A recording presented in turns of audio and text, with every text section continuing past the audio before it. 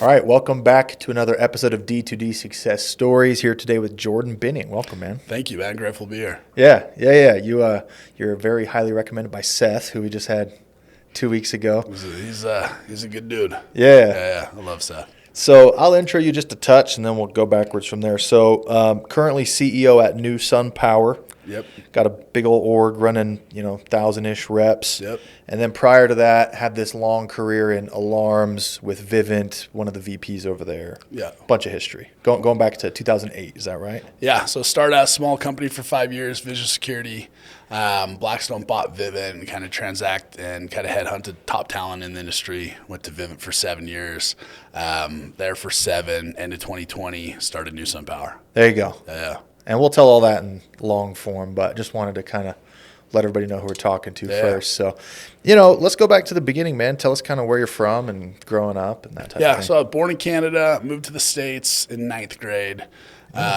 Lived in Seattle, grew up in Seattle, went to high school in Seattle. Whereabouts in Canada? That's cool. I was born in Lethbridge, Alberta, but I lived in Toronto mostly. So for 9 years in Toronto, then Calgary, and then from Calgary to Seattle. Nice. And then so I'm LDS. I went on a mission back to Toronto. Fun.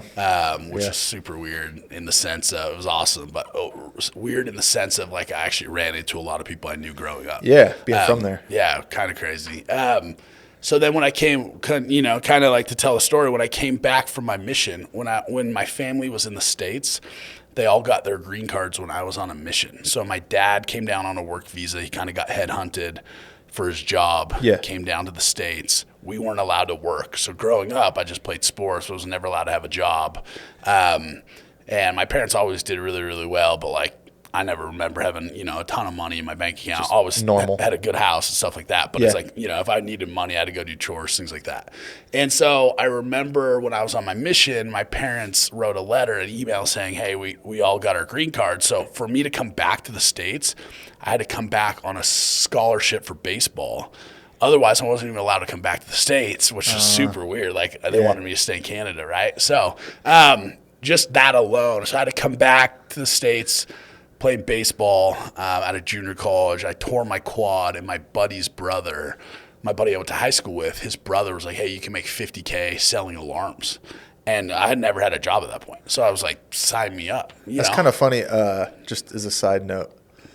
A lot of the time, your mission country is trying to kick you out. You were like almost getting stuck. Yeah. And people are like, oh, it's Canada, you're from there. But it's like, I hadn't lived there since it was actually the end of 8th grade. And so it's like all my extended family lived there, but I hadn't been there forever. So it's not like I knew I definitely not a place I wanted to stay, right? I wanted to go back home. And so then I came back and went to junior college, tore my quad, and that's when my buddy's brother was like, hey, you can go make money selling alarms. And I was like, yeah, let's Where were you at, junior college? JUCO in Seattle. So It's like an hour outside of Seattle. Nice. Nice. And baseball was the sport. Baseball was the sport. And it's funny, like before the mission, I was like all in. I was probably the best I'd ever been. But then after the mission, my whole focus was completely different. It wasn't about sports. It was about like life and making money and developing, and you kind of learn a lot of those skill sets on the mission. And so my focus was very different. I was kind of like the old guy on the team at that point. So I was like, hey, I want to go make money. So when the opportunity presented itself, I was like, I had no money in my bank account. So I was like, I'll go sell alarms. Got to. I had no clue what I was obviously going into, but I'm grateful for it. No, I had the same thing, dude. I played a little football before my mission, then I never did again. Yeah. Cool. So tell the recruiting thing one more time. A buddy's brother or something like that? Yeah, a friend I went to high school with. Grew up in Seattle, so not a lot of LDS people. Yeah. There's a couple, and he was the one that we were friends, and his brother was trying to close us and sell us on, you can make $50,000. And I remember telling my parents, and they were super upset, like even at the idea of like you're going to go sell alarms, you're going to go knock doors. And I was like, my mom was like, I'll be shocked if you make $5,000. And I was like, I'll be happy if I make $5,000, So I went out my first year, made $36,000. And what were they sketched out about the full commission? Kind of sounds too good to be true. You grew up your whole life playing baseball, go finish that aspect. And just seems drastic. Like complete 180, right? Yeah. So that's funny. And getting recruited. So, I mean, these are your back home friends. Y'all are still back home. I imagine this isn't like your shopping companies, you have a bunch of options. No, it's like the one home you hook up. And 100%. That's what you're doing. I was like, oh, you're doing it? All right, I'll do it. Let's go. And sure, like you get back to the mission, everyone's hitting you up to do all these MLMs and all these random things. But I wasn't from Utah. Don't really know anything about that scene. So, That's what you're doing. Yeah, it was like one option. I was like, yeah, let's do it. And then I had some buddies hit me up like about Platinum and other companies, but I was just kind of like rolling with my buddy and let's go. Yeah. So had a good experience. No reason to question it yet. Yep. Cool. So so you did do good. 36 G's, you said? Yeah. I was top. I think I was top rookie in the company. I started really, like, my story is unique. I blanked my first 3 weeks. Tell about that, dude. Yeah, they did training videos on it, but it was blanked my first 3 weeks. Called my parents to go home. My parents wouldn't let me come home. Why is that? They were pissed that I left. Yeah, they're like, no, you got to own this now. Yeah. Like you made your bed, and that's kind of how my parents are. Like it's like you made that decision, you're gonna go ride with that decision. Yeah. And looking back, I'm super grateful for it. But at the time, that's when I had to figure out, like, hey, look around who's selling, and like they're no different than me. And I think the biggest thing you realize in this job is the people at the top are a byproduct of not quitting. It's usually not a lot else, right? It's the hours in the trenches. And so for me, I had to go make that decision on like, hey, I got to be 2 feet in, burn my boats. I'm going to figure this job out. So I blanked my first 3 weeks. First day I ever sold was a Saturday. I sold 3 doors in a row. Wow. And I was like, this is crazy. Yeah. 4th door got rejected, and I went to Dairy Queen the rest of the day. I was like, I'm good. I sold 3. I'm solid. Then sure enough, the next week I blank, and just kind of a roller coaster of emotions. I always tell everyone your rookie year is like the biggest roller coaster, mind roller coaster you'll ever go on. Totally. Tons of highs, tons of lows. And, it wasn't until my last month I sold like 47 or 48. Basically saved my whole summer. Got consistent. And it basically changed the whole course of my life. And so I at that point, I was never doing this job again. Worst job in America. And I tell everyone, it's the worst job in America if you're not selling. It's the best job in America if you are selling. For our age group, our demographic, it's amazing. Totally. But, I was never going to do this job again. Even when I finished that summer, I was like, I'm not doing this again. Then my buddies, someone in the company was like, hey, you can go manage, and managers make this. And I was like, geez, So then I recruited all my buddies from high school, like 15 of them, went out the next year and made, I think I went from 36 grand to like 111 grand, sold well, but like none of my buddies made it to August. I was probably the worst manager in America at that point. Yeah. First question, how'd you get them? Just high school friends. I was always like, just connect, like, I had buddies that would listen to me, like, connected. Just it wasn't hard to get. And again, you're going with the back home friends, yeah, so they don't have other door-to-door options. No, they have no clue. Like they all think it, their parents are telling them it sounds too good to be true. You're the only shop in town. 100%. Yeah. Okay. Nice. So you bring out 15 and they don't make it. Not great. And so they don't make it to August. So in August, I'm the only one left, me and my co-manager, and then an office from Philadelphia collapsed, and they merged with us. But, like, none of my recruits made it to August 1. And what's funny is a couple of those guys actually sell with me today. And it's funny because all they talk about is, like, dude, what would life be like if I didn't quit back then? You got them back in some kind of way? I got them back. Wow, we'll have to circle back to that. Yeah. Okay.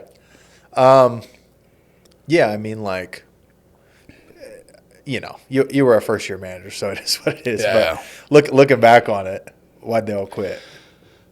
Oh, 100%. Dude, it was tough. Like, we went to Northern Virginia, which I think wasn't smart to begin with, like, super high-end demographic. We're all 21-year-olds, 22-year-olds.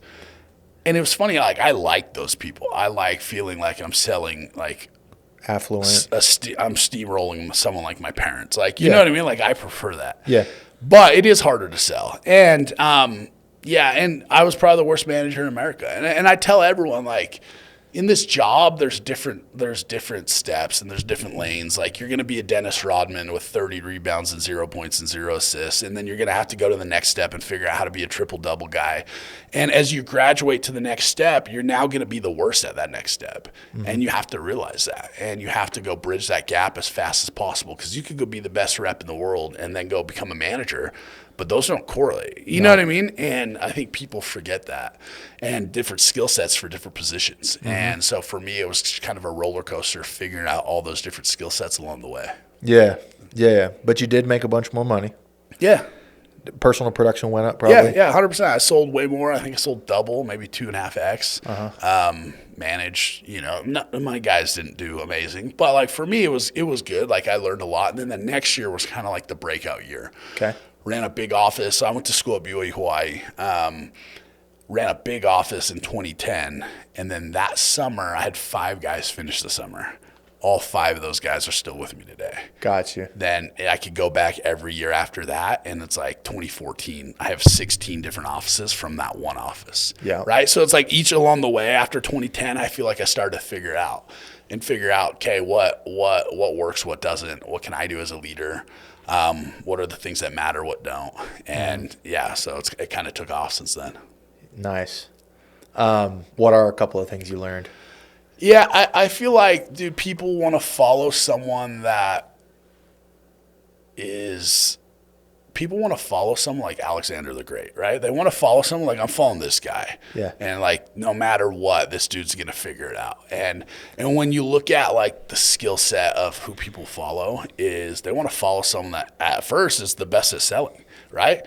Like your ability to go duplicate yourself and to go teach that skill set to the masses is your number one quality. But number 2 is like they want to follow someone who's consistent. They want to follow an optimist. They want to follow someone that's not going to quit when things get tough. And I looked throughout my career on the highs, and dude, I've been at the top.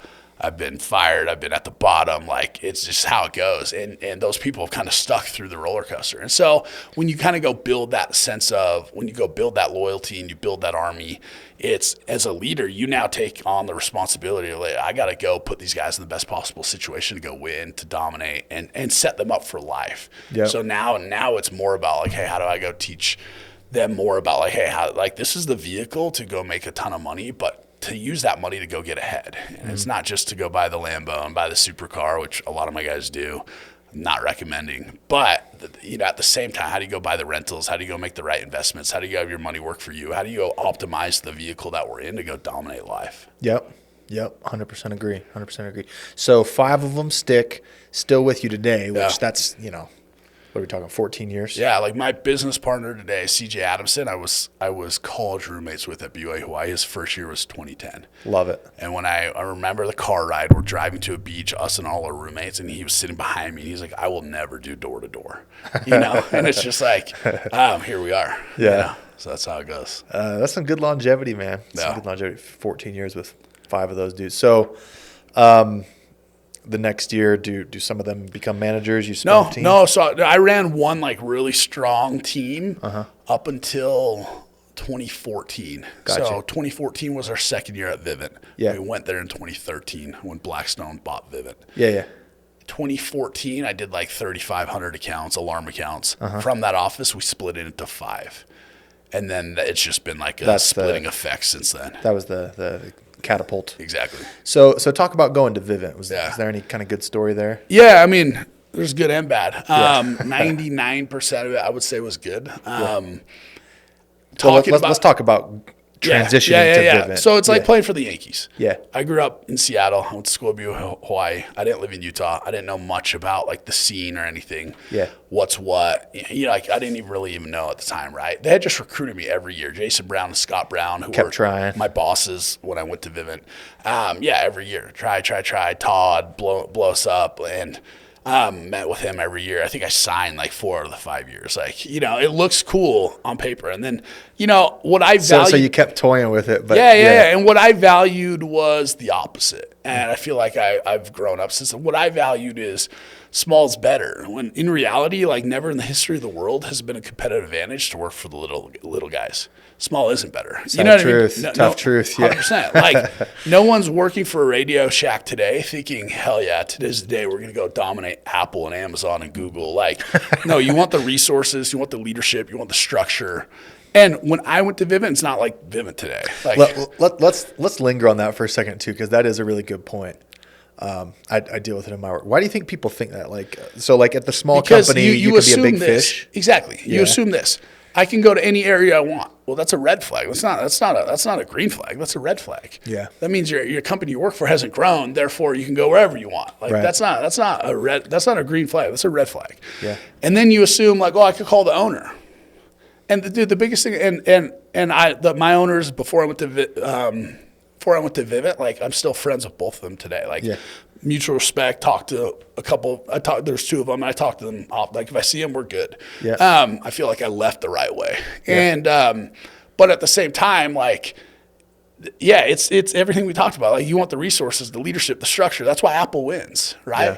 Yeah. And I think growing up, it still happens in this industry. It's like, well, people get so caught up in titles. It's like titles mean nothing, dude. Nothing. It's the ego, income right? Opportunity is everything, right? It's the ego, right? 100%. Like, yeah, I mean, you might. I could be here and be the VP. VP of a doo-doo company, and you're. I mean.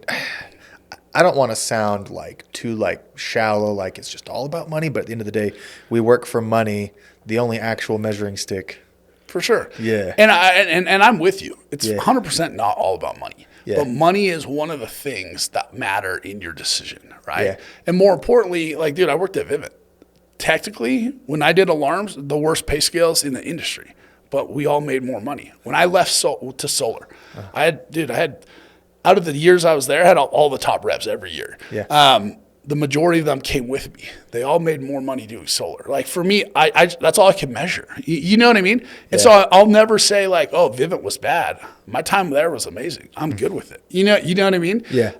But you got to take steps. Life's about progressing. And I think a lot of times we get caught in this mindset of, it's like, no, this is the only place. No, it's not. You know what I mean? And I think a lot of times, dude, I was at Vivint where people shrunk. They sucked. They didn't grow. So why was I different? Yeah. I went from one office to 35,000 accounts. No one has grown like that. You know what I mean? Uh-huh. And why was my story different? And I'm not the only one. There's people there that are still there that do well. Uh-huh. And so people always like to ask because they know the story is like, yo, wow, Vivint this, Vivint that. And it's like, if you do alarms, I would say go do it for Vivint. Yeah. You're going to do solar, I would say probably don't go do it for an alarm company. That's just my advice. You know what I mean? Yeah. And all I can judge is what did my people make there? What did they make before there? What did they make there? And what do they make now? What's the scoreboard show? That's the scoreboard. And that's all I can measure. And I like my scoreboard. You know what I mean? I'm with you. So leaving that first alarm, which like you said, friends with all of them, but it's kind of like you're, I've been at the junior college. Now I'm going to Alabama football. I tell everyone, I say, if you can play for Alabama, play for Alabama. Yeah. And so like going to Vivint, it was like, dude, you don't want to play for the Yankees. You know, like in my mind, I was like, dude, I'll never go to Vivint.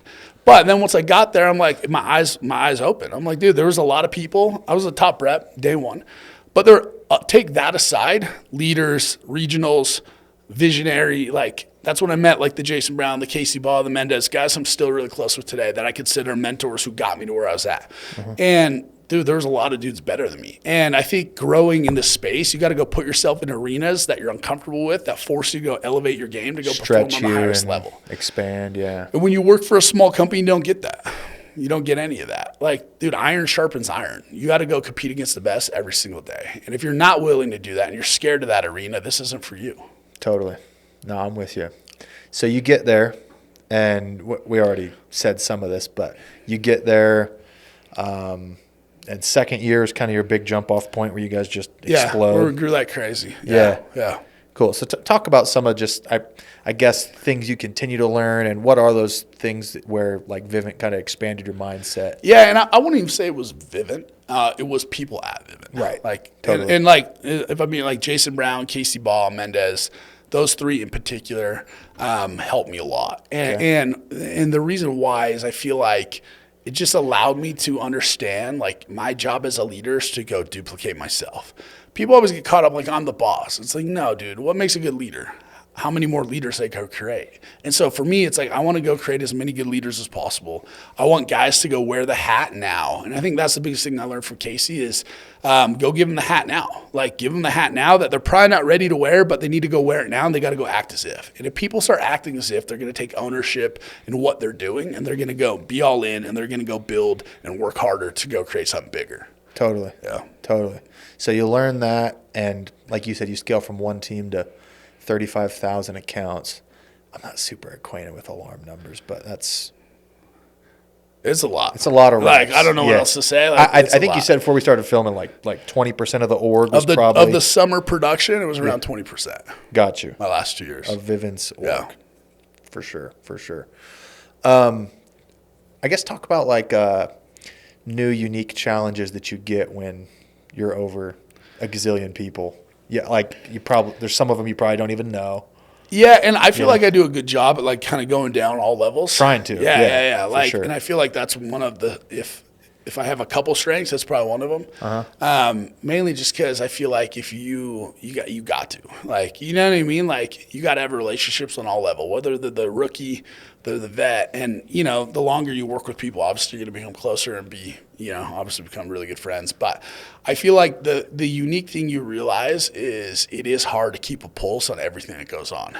Yeah. And probably some of my downfall is you think things are going good when people are doing things they probably shouldn't do. And that happened to me at Vivint. And you can only control so much. You know what I mean? And what I realized there is when things go bad, you got to be willing to take the bullets and the praise. And for a lot of it, I got the praise. I was the poster boy. I also got the bullets. And if you're not willing to sign up for that, this isn't for you. And you know what I mean? Take the bad with the good. 100%. Yeah, dude. 100%. Yeah. And like as the leader at the top, like you signed up for that. Look at a head coach. That's what happens. They own all of it. Yeah. 100%. Yeah. So that could be broken down in a couple different levels. So like you were saying, it kind of feels like it's going good, but then it turns out it wasn't. Like, there's an element of like, do I wait for the signals, or do I every now and then just go peek under the rock? You know what I mean? Yeah. It's hard to peek under the rock though when that much volume is being produced. It's a lot of rocks. A lot of rocks. At the same time, like for me, it's all about the horizon you view things at. Yeah. Like and I feel like life happens to you, not for you. And I feel like the way life has happened to me, it's allowed me to get to where I'm at, and I'm super grateful for it. And knowing the type of personality I am, it needs to be something drastic to make me make a move. Yeah. And I look at my people and the scoreboard we talked about. The scoreboard looks really good. Yeah. And solar is a volatile industry. It has been a roller coaster, but I feel like we've been able to weather the roller coaster really, really well. And what people don't realize, when I got into alarms was a volatile industry. Right. I can name 50 companies off the top of my head that are now out of business in alarms. You know what I mean? And so people are like, oh, solar's so volatile, there's safety here. It's like, nah, I want to be in the storm. It's funny, too, because if you're like a young kid, got into door-to-door the last few years, you probably just think that Vivint has always owned like 90% of alarms. Yeah. That was the only show in town. Wasn't the case. Yeah. Yeah, it wasn't the case. Yeah, they don't even know that history, right? Yeah, so it was a volatile industry, and now solar has been. Yeah, it has. And with that being said, I feel like we've survived really, really well. And I feel like going back to what I said, I feel it's all about the lens that you view things at, right? Like, what's the point of business? The point of business is to stay in business and keep playing the game. And I feel like I look at Todd when I was at Vivint. It's like, dude, Todd outlasts everyone. Is he amazing? Rock star? 100%. Did he surround himself with good talent? 100%. Amazing team around him? 100%. But what happened? He played the game longer than everyone else. So you got to be willing to play the game longer than everyone else. You got to so when things went bad, when I got fired, in a day, that's the worst thing ever. But looking at from a decade perspective, that was the best thing that ever happened. Got to zoom out. So it all depends on the horizon you view things at. Yeah. I love that. The longevity comment too, dude. That's huge. Yeah. I was actually just posting some little thing on my Insta last night talking about all the people I know who it's like they can't go more than a year or two doing a good thing before they just smash the self-destruct button. Yeah. It's like, bro, sometimes you got to be willing to just do a thing for a few years. For sure. And I think especially if you're in your 20s, maybe you do high school, you graduate, maybe you go on a mission, maybe you go to college, maybe you transfer colleges. You're used to just all these changes all the time. Yeah. And then at some point you grow up and it's like, nah, bro, you work for a living now. Yeah. Yeah, for sure. It's weird. For sure. Anyway, so talk about, getting into solar. Yeah, I mean, had a lot of different options when things were coming to an end over there, and ADT actually offered a ton of money to go do security. We went on one solar blitz. Our top setter made $10,000, which is like a rookie. Yeah. We never made that type of money in alarms. Yeah. And it was at that point we're like, we're doing this all in. I want to go change traditional solar. I think y'all probably hardly knew how to do it at that point. No, not really. But like, I knew we'd figure it out. Yeah. At that point, like the whole industry had shifted. Everyone knew the money was in solar. I personally think traditional solar is medieval. I had to go pivot a lot of 19, 20, 21-year-olds to go sell solar. I didn't think they would do well closing day one. Right. They don't. It's not my opinion. It's a fact. Yeah. And so I was like, hey, how do we go change the game the way solar's sold? Let's go do all setter closer. Guys can go focus on their most profitable skill set. I could go recruit anyone. Super wide entry level position in door to door. I love that, by the way. But super lucrative. Yeah.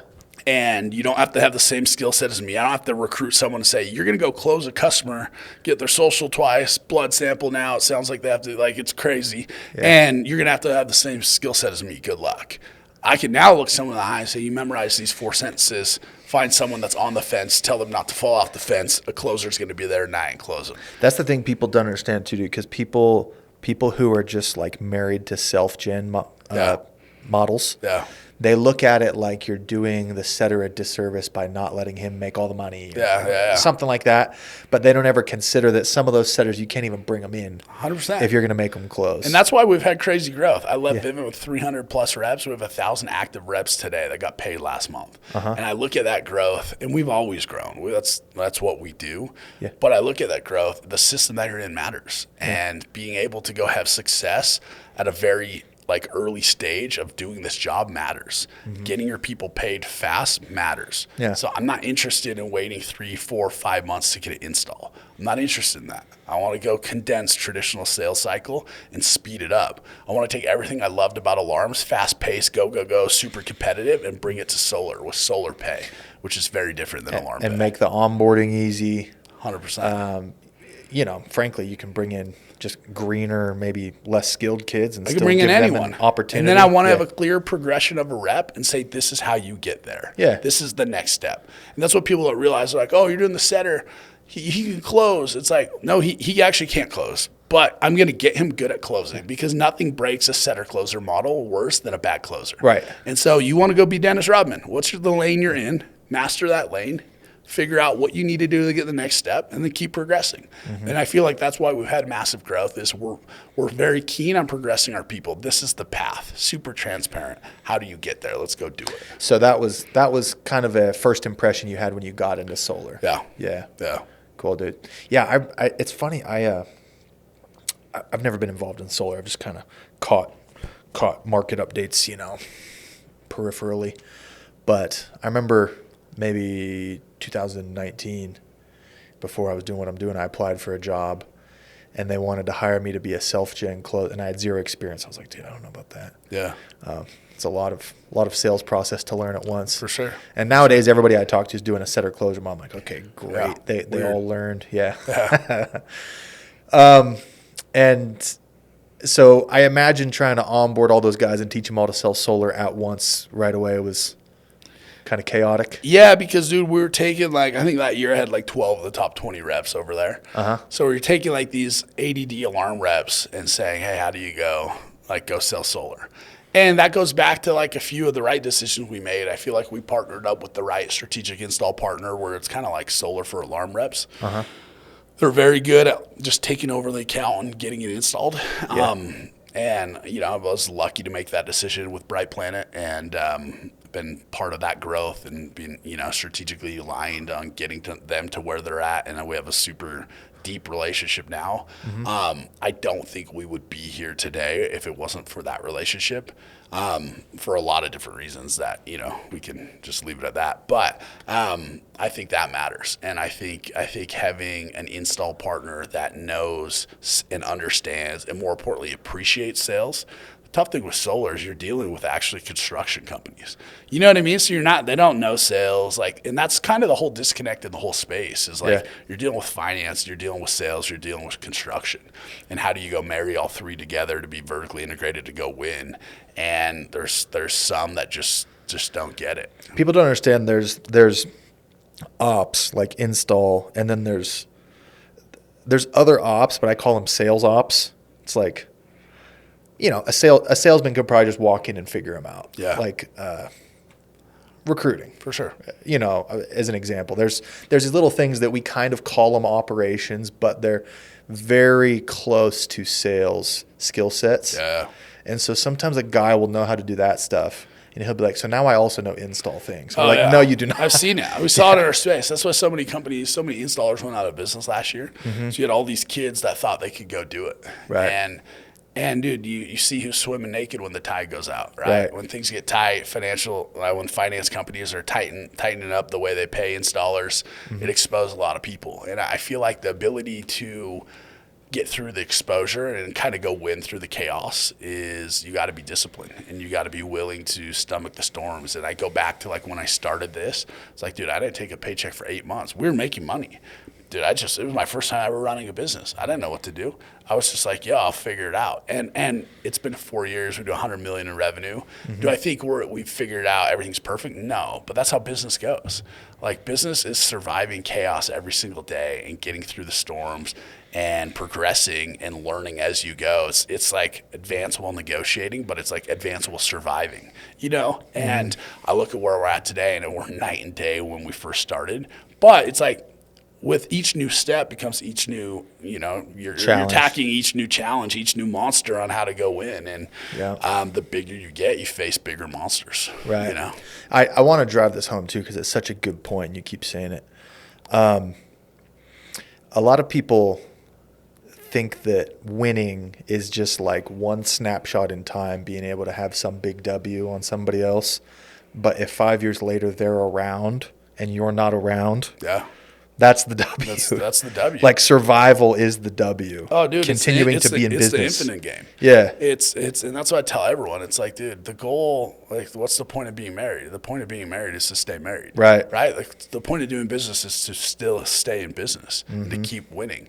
And it's making sure you're disciplined to survive and be in business when the tide goes out. And I think, dude, 2022 was the easiest year to sell solar. 2023 was the hardest year to sell solar. And you look at those 2 years, they look very different. And companies that were winning in 2022 no longer exist in 2023. And not even just the small ones, some of the giants. Right. Not to throw names out, but like and I think people that know the space know the space. Right. And I think because of that, it made me realize like I got to be disciplined as a leader. And for me, I'm pro sales. Like I think the best sales culture is wealthy sales reps.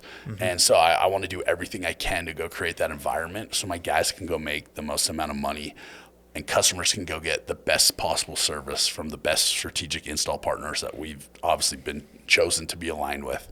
But more importantly, to your point, is the point of the game is to keep playing. And if you're doing that, you're going to go win. Yep. So maybe give us a couple of those challenges as your company scales up, the new challenges that you unlock at new levels. Yeah, I think the bigger you get, the more people you got a target on your back. And I like the target. You know what I mean? Like I like the war. Different kinds of targets too. Different. Let me just chime in because it's at some levels the target is competitors. At another level, maybe the target is freaking regulators. Yeah. Or the city of XYZ licensing office, or you know what I mean? Yeah, and like when going back to competitors, like I'm not worried about competitors. Yeah. I'm not like that doesn't keep me up at night at all. Like not one bit. I embrace any competition, any competitor, quote unquote. Like, love it. Let's go. Agreed. That doesn't keep me up at night. Regulation keeps me up at night. Yeah. The unknown, like, dude, risk is what's left over after you thought of everything. Yeah. Or and like economic environment.